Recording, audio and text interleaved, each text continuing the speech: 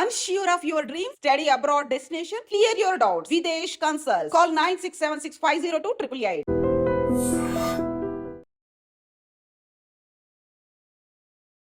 అందరికీ నమస్కారం. నేను Swaroopa Putlapalli. Welcome to trending topic.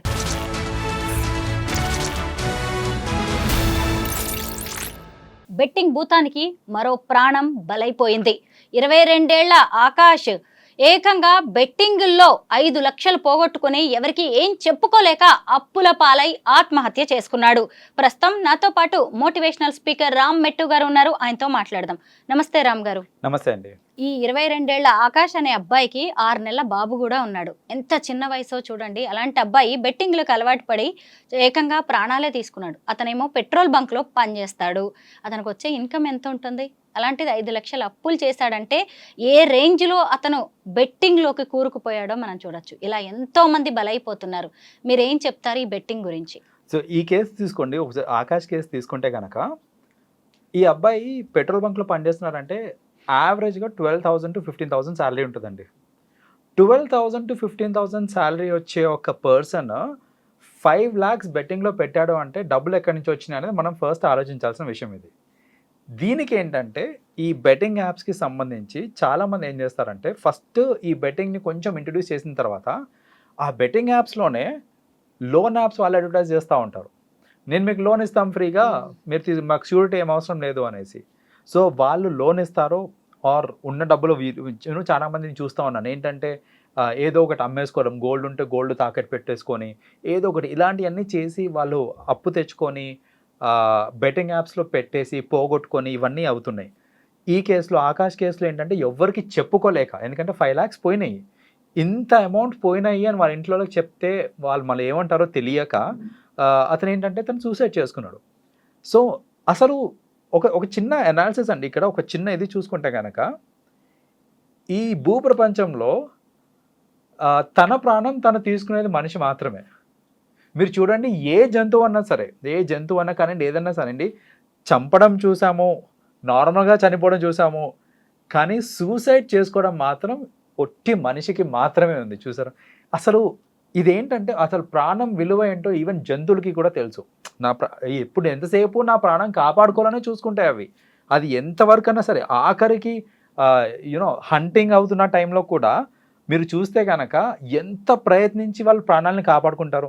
అంత విలువైన ప్రాణాలని ఈ చిన్న చిన్న వాటి గురించి, ఏది 5 లక్షలు పోయినాయి అనేసి, 2 లక్షలు పోయినాయి అనేసి, 1,00,000 రూపాయలు పోయినాయి అనేసి చనిపోవడం అనేది అసలు ఇక్కడే తెలుస్తుంది మనకి ఏంటంటే మనిషికి అసలు ప్రాణం విలువ తెలియట్లేదండి. రెండోది, ఈ బెట్టింగ్ యాప్స్ ఈ మధ్య కాలంలో ఈ చాలా మటుకు అడ్వర్టైజ్ కూడా అవుతూ ఉన్నాయి. మన సెలబ్రిటీస్ కానివ్వండి, సోషల్ మీడియా ఇన్ఫ్లుయెన్సర్స్ అనేసి వీళ్ళందరూ దీన్ని ఎంతగా ఇచ్చేసారంటే ఇంతమంది ప్రమోట్ చేసేసరికి దాని ఇంపాక్ట్ ఇప్పుడు కనిపిస్తుంది మనకి.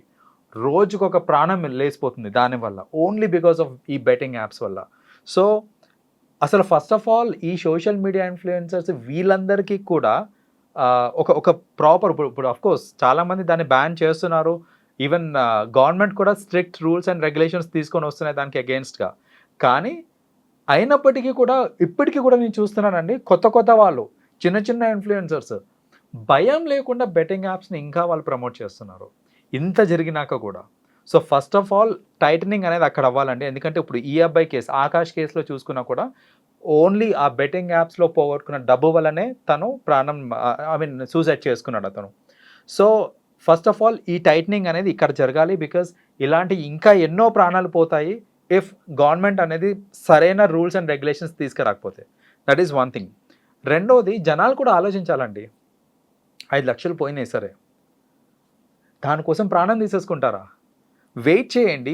మీకు సత్తా ఉంటే మీరు కొంచెం ఎఫర్ట్ పెట్టి రైట్ వేలో మీరు కనుక మీ ఎఫర్ట్స్ని పెట్టారనంటే ఈ 5 lakhs ఎంత టైంలో అండి మీరు సంపాదించుకుంటారు? మీకు పోయిన ప్రాణం తిరిగి వస్తుంది. 5 లక్షలు అంటారా? తిరిగి వస్తుంది. ఇప్పుడు ఆ అబ్బాయి ప్రాణం రాదు, ఆ పిల్లోడికి నాన్న రారు, రైట్? సో ఎంతమందికి క్షోభ. సో ఇవన్నీ ఆలోచించకుండా జస్ట్ ఒక 5 lakhs కోసం తీసుకోవడం అనేది అస్సలు కరెక్ట్ కాదు. జనాలు కూడా ఆలోచించాలి. ఒక నిర్ణయం తీసుకునే ముందు అది కరెక్టా రాంగా అని ఆలోచించాలి. అసలు ఎంతమందికి ఇంపాక్ట్ పడుతుంది అనేది కూడా ఆలోచించాలి. రామ్ గారు, సోషల్ మీడియా ఇన్ఫ్లుయెన్సర్స్ అనేవాళ్ళు బెట్టింగ్ యాప్స్ని ప్రమోట్ చేస్తున్నారు.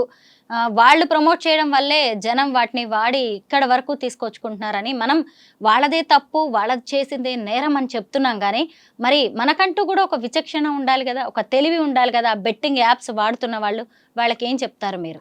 డెఫినెట్గా మీరు వెరీ వ్యాలిడ్ పాయింట్ అండి. అందరూ కూడా బెట్టింగ్ యాప్స్ని ప్రమోట్ చేసే వాళ్ళని తిడుతున్నారు, లేకపోతే వాళ్ళు చేసేది ఖచ్చితంగా తప్పే. వాళ్ళు తప్పు చేస్తున్నారు సరే, ఇప్పుడు మనం కూడా ఆలోచించాలి కదా. ఇప్పుడు నిజంగా డబ్బు సంపాదించడం అంత ఈజీనా? అంటే బెట్టింగ్ యాప్స్లో పెట్టంగానే డబ్బులు వచ్చేస్తాయంటే అందరూ ఎందుకు పెట్టట్లేదు? ఆలోచించాలిగా మనం కూడా. సో ఫస్ట్ ఆఫ్ ఆల్ అది ఎంత జెన్యూన్, అది ఎంతవరకు కరెక్ట్, ఇవన్నీ తెలియకుండా అందులో పెడితే ఫస్ట్ ఆఫ్ ఆల్ ఇందులో ఇంకోటి కూడా వాళ్ళు ఆలోచించాలి. ఏంటంటే కొందరు ఉంటారండి, నేను ఇంతవరకు డబ్బు పెడతాను, అది పోయినా పర్వాలేదు, అది నాకు ఇంపాక్ట్ కాదు అని అన్నప్పుడు వాళ్ళకి ఆ తెలివన్న ఉంటుంది. అట్లీస్ట్ ఏంటంటే సపోజ్ నాకు వచ్చే శాలరీకి, నాకున్న ఇన్కమ్కి నేను ఇంతవరకు మేబీ ఒక 20,000 వరకు పెట్టేస్తాను, అది పోయినా పర్వాలేదు, నాకేం పెద్దగా నష్టం లేదు అని ఆలోచించే వాళ్ళు ఉంటారు. మరి అది కూడా ఆలోచించకుండా 15,000, 20, 10, 12,000 శాలరీ 5 లక్షలు పోగొట్టుకున్నారనంటే ఖచ్చితంగా అతను ఈ ఆలోచన చేయలేదు. ఏంటంటే ఎంతవరకు పెట్టచ్చు అనే విచక్షణ వీళ్ళకి కూడా ఉండాలి. సో అది లేకుండా ఈ బెట్టింగ్ యాప్స్లో పెట్టేస్తే డబ్బులు వచ్చేస్తాయనేసి ఎవరో అన్నారనేసి, లేకపోతే నాకు నేనే అనుకొని ఈరోజు 1,00,000 సరే పోయినాయి, రేపు ఇంకో 1,00,000 వస్తుందేమో అనేసి ఇంకో 1,00,000 వేయటము. 1,00,000 పోయినప్పుడే అర్థం కావాలి. సో డబ్బులు పోయినప్పటికీ అందులోంచే రాబట్టుకోవాలనేసి మళ్ళీ మళ్ళీ అందులోనే వేస్తూ ఉంటారు చూడండి, అదే తెలివి తగ్గుతనం అంటే. సో అలాంటి వాళ్ళ వల్లనే ఎంతో అమౌంట్ వాళ్ళు పోగొట్టుకుంటూ ఉంటారు. ఈ అమౌంట్ అంతా పోతూ ఉంటుంది, లాస్ట్కి లైఫ్ పోతుంది. సినిమా స్టార్స్ చాలా మంది కూడా ఈ బెట్టింగ్ యాప్స్ని ప్రమోట్ చేశారు. కానీ మనం అందరమేమో సోషల్ మీడియా ఇన్ఫ్లుయెన్సర్స్ మీదే పడుతున్నాం, వాళ్ళు మాత్రమే తప్పు చేశారు అన్నట్టుగా మనం కూడా మాట్లాడుతున్నాము. అయితే పెద్ద తిమింగలాల్ని వదిలేసి ఇక్కడ చిన్న చేపల మీదే బ్రహ్మాస్త్రం వేస్తున్నట్టుగా కనిపిస్తోంది. అసలు వేల కోట్లకు పడగలెత్తిన బెట్టింగ్ మాఫియాని ఆపడము, అణిచివేయడం అనేది సాధ్యమేనంటారా? టైం కన్జ్యూమింగ్ ప్రాసెస్ అండి. సాధ్యమేనంటే సాధ్యమే, కాకపోతే at the end of the day మన సిస్టమ్ కరెక్ట్గా పనిచేయాలి. ఇక్కడ సిస్టమ్ స్ట్రాంగ్గా ఉండి చిన్న పెద్ద లేకుండా, ఇప్పుడు మీరు అన్నట్టు ఏంటంటే చిన్న చిన్న సోషల్ మీడియా ఇన్ఫ్లుయెన్సర్స్ని పట్టుకొని వాళ్ళని తిట్టి లేకపోతే వాళ్ళని అరెస్ట్ చేసి ఇవన్నీ చేస్తున్నారు. పెద్దవాళ్ళని చేస్తున్నారు అంటే పెద్దవాళ్ళని అసలు ఎవరు మాట్లాడట్లేదు అసలు వాళ్ళ గురించి. సో అందరూ దాంట్లో ఇన్వాల్వ్డ్ ఉన్న ప్రతి పర్సన్ మీద యాక్షన్ తీసుకున్నారు, అండ్ స్ట్రిక్ట్ యాక్షన్ తీసుకున్నారు అంటే ఖచ్చితంగా ఫ్యూచర్లో జరగదండి. అసలు స్ట్రిక్ట్ యాక్షన్ అనేది తీసుకోవట్లేదు కాబట్టి ఇప్పటికీ కూడా చూస్తున్నాము కొత్త వాళ్ళు నిజంగా ఇన్ఫ్లుయెన్సర్సా కాదా కూడా తెలియదు, వాళ్ళే వచ్చి ఏదో యాప్స్ని ప్రమోట్ చేస్తూ ఉన్నారు. నేను నిన్ననే చూశానండి ఒక పర్సన్ని, లైక్ ఇలాంటి సోషల్ మీడియా బెట్టింగ్ యాప్ మీద ప్రమోట్ చేస్తున్నారు. అసలు వాడు ఎవడో కూడా తెలియదు. ఇన్ని రోజులు అంటే సరే అట్లీస్ట్ తెలిసిన ఫేసెస్ చేసినాయి, అసలు ఎవరో కూడా తెలియదు, అంత ఫేమస్ కూడా కాదు, చేసేస్తున్నారు. వీళ్ళేంటంటే డబ్బాషకి మేబీ, సో వాళ్ళు చూపిస్తుంటారు మేబీ నీకు 10,000 ఇస్తా, 15,000 ఇస్తా, నేను చెప్పింది చేయనేసడం.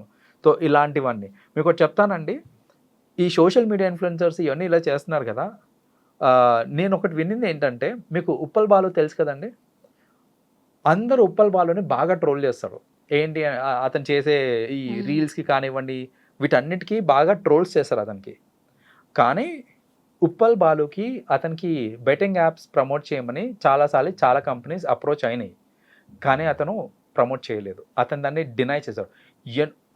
అతను ఏదన్నా చిన్న ప్రమోషన్ చేయాలంటే అతని ఫీజు ఎంత అనుకుంటున్నారు? It starts from as less as 1,000 rupees నుంచి స్టార్ట్ అవుతుంది. సపోజ్ చిన్న ప్రమోషన్ చేయాలన్నా 1,000 రూపీస్ ఇస్తాను చేయంటే చేసేస్తాడు. అంటే అతను అంత చిన్న స్టార్, చెప్పాలంటే అంత తక్కువగా కూడా అతను చేస్తాడు. కానీ ఈ బెట్టింగ్ యాప్స్కి అతను ఎప్పుడు కూడా ఎస్ చెప్పలేదు. ఎందుకు ఎస్ చెప్పలేదు అని ఆరా తీస్తే అతను చెప్పాడు ఏంటంటే, అలాంటి సొమ్ము నాకు వద్దండి, అది అలాంటి అమౌంట్ నాకు ఇచ్చినా నేను బెట్టింగ్ యాప్స్ని ప్రమోట్ చేయడం వల్ల ఎంతోమంది నష్టపోతారు. సో ఎంతోమంది నష్టపోయే పని నేను చేయటము, దానివల్ల నాకు వచ్చే అమౌంట్ నాకు వద్దు అనేసి వెరీ క్లీన్ అండ్ క్లియర్గా చెప్పాడండి. నాకు చెప్పాలంటే అది విన్న తర్వాత ఉప్పల్ బాలు మీద చాలా రెస్పెక్ట్ పెరిగింది నాకు. సో ఇలాంటి థాట్ ప్రాసెసే ఉండాలి. ఈవెన్ సెలబ్రిటీస్కి కానివ్వండి, వేరే వాళ్ళకి కానివ్వండి, డబ్బు వస్తుంది కదా అని దాన్ని ఏదో మనం ప్రమోట్ చేసేద్దాం, నలుగురు ఏమైపోతే నాకెందుకు, నేను ప్రమోట్ చేస్తే నాకు డబ్బులు వస్తాయి కదా అని అనుకునే ఈ రోజుల్లో ఉప్పల్ బాలు లాంటి వాళ్ళు ఇంకా ఉన్నారు అని అంటే ఐ రియలీ రెస్పెక్ట్ హిమ్ అండి ఫర్ ది సేమ్. నిజంగా డబ్బులు వస్తాయని ఈ బెట్టింగ్ యాప్స్ వాడుతున్న వాళ్ళకి, డబ్బులు వస్తాయని వాటిని ప్రమోట్ చేస్తున్న వాళ్ళకి పెద్ద తేడా అయితే కనిపించట్లే. ప్రమోట్ చేస్తున్న వాళ్ళేమో 4 డబ్బులు వెనకేసుకున్నారు, వీళ్ళేమో ప్రాణాలు పోగొట్టుకుంటున్నారు.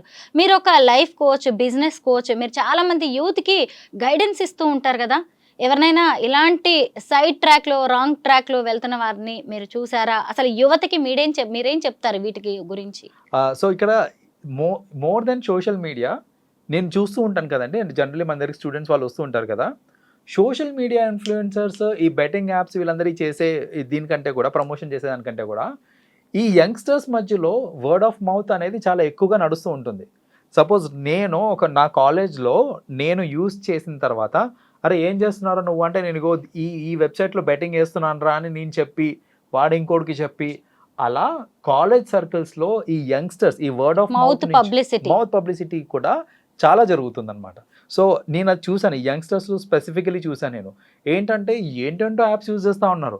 అసలు ఈ యాప్స్ ఏంట్రా, ఎక్కడి నుంచి వచ్చినాయి, ఎవరు చెప్పారు మీకు దీని గురించి అని అంటే, వాళ్ళు మా ఫ్రెండ్స్ చెప్పారు, మా ఫ్రెండ్స్లో ఇది నడుస్తూ ఉంటుంది, మా కాలేజ్లో ఇది చాలా ఫేమస్, ఇవే నడుస్తూ ఉంటాయి. సో బేసిక్గా ఇవి కూడా చూసుకోవాలి. ఏంటంటే అది బ్యాన్ చేస్తున్నారు సరే, ఈ వర్డ్ పబ్లిసిటీ, ఇది వర్డ్ ఆఫ్ మౌత్ ఏదైతే ఉందో దాన్ని కూడా ఇన్ఫ్యాక్ట్ చెప్పాలంటే అరికట్టడం అనేది ఇంపార్టెంట్. సో దీన్ని కూడా దృష్టిలో పెట్టుకొని యాక్షన్స్ తీసుకోవాలి మనం. థ్యాంక్ యూ రామ్ గారు, చాలా మంచి విషయాలు చెప్పారు బెట్టింగ్ గురించి. Thank you so much. Thank you.